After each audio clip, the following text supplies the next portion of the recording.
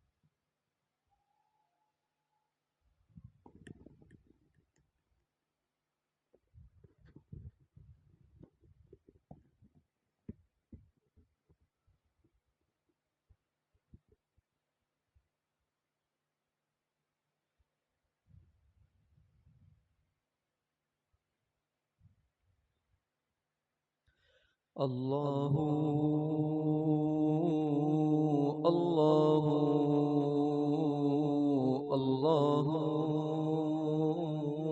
اللہ اللہ اللہ میں بوقت سحر ایک چمن میں گیا، ٹہنیوں پہ کھلے پھول تھے جہاں بجاں، میں بوقت سحر ایک چمن میں گیا، ٹہنیوں پہ کھلے پھول تھے جہاں بجاں، گل کے پتے سے میں نے سنی یہ صدا، پڑھ رہے تھے وہ شبنم سے کر کے وضو، اللہ اللہ اللہ اللہ اللہ اللہ پوچھا دور سے میں نے کہ اے باوفا، کس کی برق تجلی سے تو جل گیا، پوچھا دور سے میں نے کہ اے باوفا، کس کی برق تجلی سے تو جل گیا، بولا بتلاؤں کیا اس جلن کا مزہ، پھر اسی آگ کی ہے مجھے جستجو، اللہ اللہ اللہ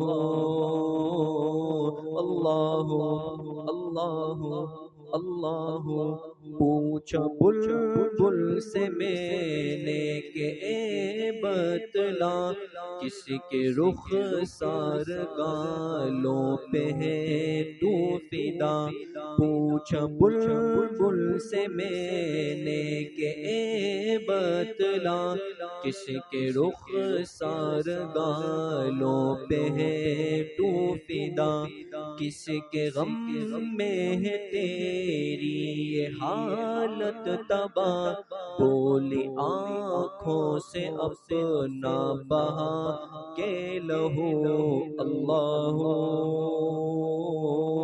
اللہ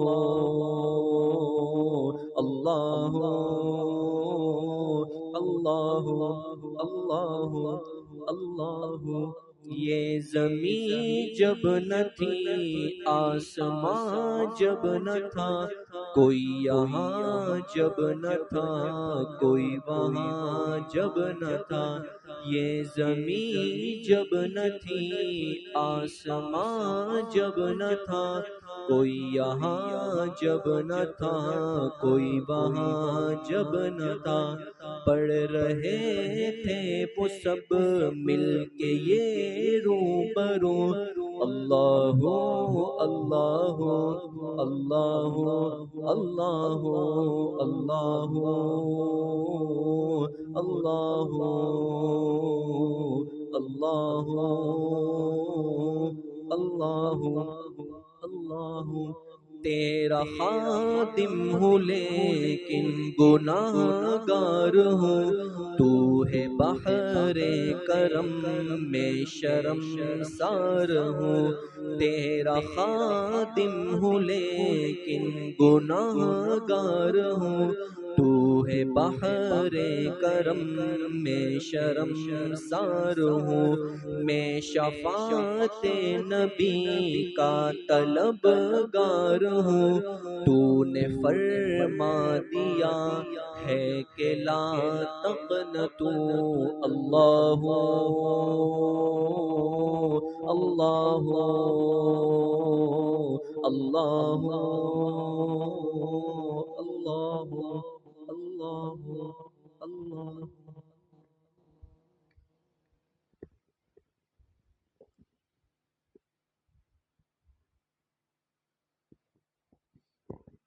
لا الہ الا اللہ محمد الرسول اللہ، الحمد للہ رب العالمین والصلاة والسلام علی سید الانبیاء والمرسلین سیدنا و مولانا محمد وآلہ وصحبہ اجمعین۔ یا اللہ یا ارحم الراحمین، ہمارے صغیرہ کبیرہ ظاہراً باطناً ہر طرح کے گناہوں کو معاف فرما دے۔ یا اللہ پوری امت کے گناہوں کو معاف فرما دے، اپنی رضا والی زندگی نصیب فرما دے، نفس اور شیطان کے وساوس سے ہماری حفاظت فرما دے۔ یا اللہ اپنی معصیت سے، اپنی نافرمانی سے، اپنی ناراضگی سے ہماری حفاظت فرما دے۔ یا اللہ اپنی قرب اور معرفت کا نور، قرب اور معرفت کی دولت ہمارے دلوں کے اندر راسخ فرما دے۔ حضور علیہ الصلاۃ والسلام کی صحیح اور سچی محبت نصیب فرما دے۔ یا اللہ پوری زندگی اتباع سنت میں، اتباع شریعت میں گزارنے کی توفیق نصیب فرما دے۔ اور یا اللہ قیامت کے دن اپنے محبوب پیغمبر کی شفاعت ہم سب کو نصیب فرما دے، ہمارے بڑوں کو، ہمارے چھوٹوں کو، ہماری نسلوں کو یا اللہ نصیب فرما دے۔ یا اللہ ہر قسم کے شرور سے، فتن سے، آزمائشوں سے، مصائب سے، آفات سے، بلیات سے کلی طور پر ہم سب کی یا اللہ حفاظت فرما دے۔ جتنے بیمار گھروں میں ہیں، اسپتالوں میں، جن امراض میں مبتلا ہے، مسجد کے جتنے بزرگ احباب نمازی، ہمارے اساتذہ، طلبہ، یا اللہ جو بھی بیمار ہیں، جماعت کے کچھ ساتھی بیمار ہیں، اللہ پاک سب کو صحت کاملہ عاجلہ مستمرہ نصیب فرما دے۔ یا اللہ روحانی جسمانی امراض سے ہم سب کو شفا نصیب فرما دے۔ یا اللہ جتنے پریشان حال ہے، جس قسم کی پریشانی میں مبتلا ہے، یا اللہ تمام امت کی پریشانی کو ختم فرما دے۔ یا اللہ رزق میں، علم میں، روزگار میں، معاش میں، کاروبار میں، اولاد میں، وقت میں، عمر میں، صحت میں، رہائش میں، سواری میں، یا اللہ زندگی کی ہر چیز، ہر شعبے میں خوب خوب برکتیں نصیب فرما دے۔ یا اللہ بے برکتی والی زندگی سے ہم سب کی حفاظت فرما دے۔